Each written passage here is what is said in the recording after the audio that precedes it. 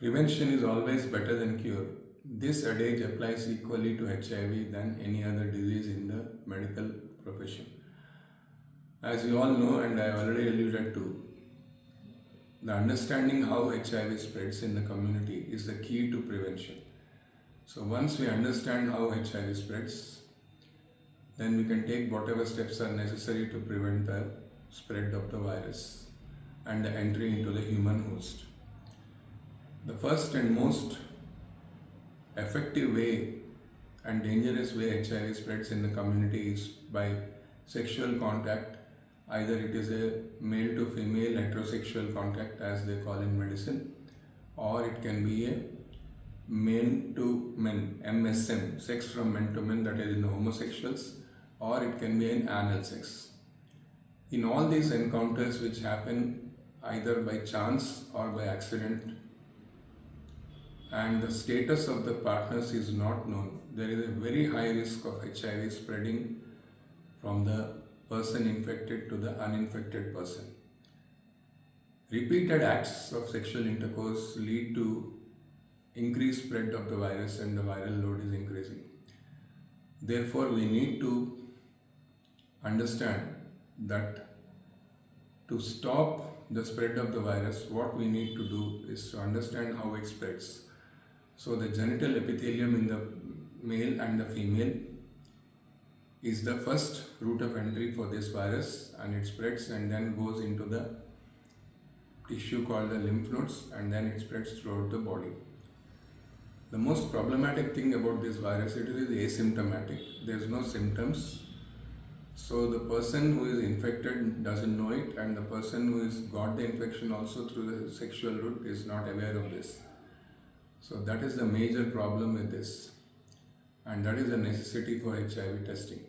So heterosexual, homosexual contact. Now we are seeing in the community more of this homosexuality, men to men sex, and especially in the LGBTQ population.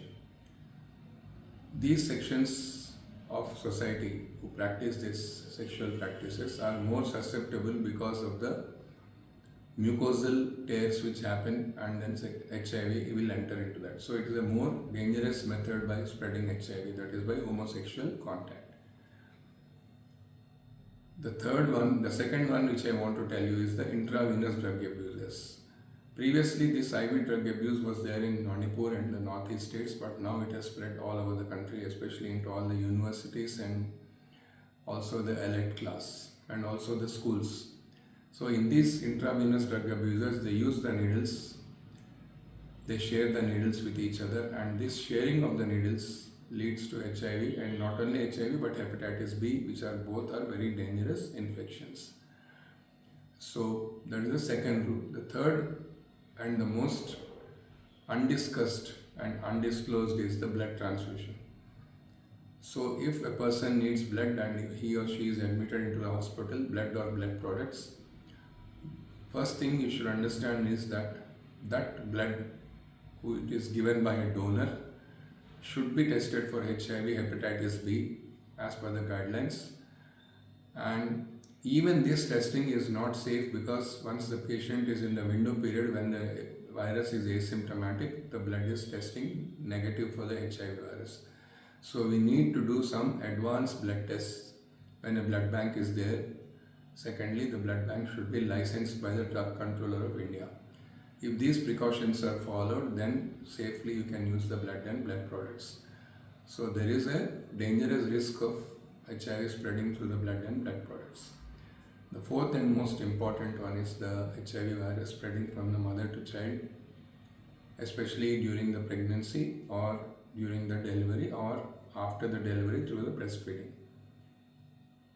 That is a necessity for all women in the antenatal or in the pregnancy to get tested for HIV.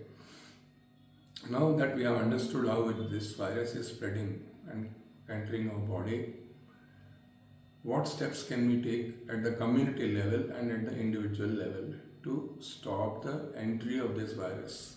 So the first step to the entry is to have safe sex practices.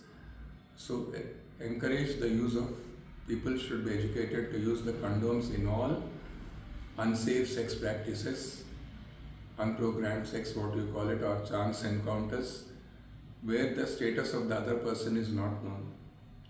So it is very, very important for them to use the condom also in homosexual relations and anal sex. Use of this condom restricts the virus from spreading from one person to another. That is the first way, simple preventive method. The second one is the safe blood transfusion. So whenever we use the blood from the blood bank which is licensed, it is a safe blood, so it will not transmit the HIV. The third is the avoiding of the intravenous drug abuse, avoiding the sharing of the needles. Very, very important one. So avoid sharing the needles, so that sharing of needles will lead to HIV. The fourth one is all antenatal mothers, safe motherhood during the pregnancy should get tested for HIV, and if they are found positive, they should use the antiretroviral drugs for lifelong so that the baby is born free of HIV. This is called PPTCT, or prevention of parent to child transmission of HIV. So in fact, both the antenatal lady and her husband both should be tested for HIV so that they can be counseled accordingly in case it is positive. So there is, after the advent of ART drugs, it's very have a safe pregnancy and the child will not be affected by HIV because of the recent advancements. Now you understood what are the safe practices we should use. So you can, by concerted action, by bold action, you can stop the virus from entering your body. So you can say no entry to HIV virus.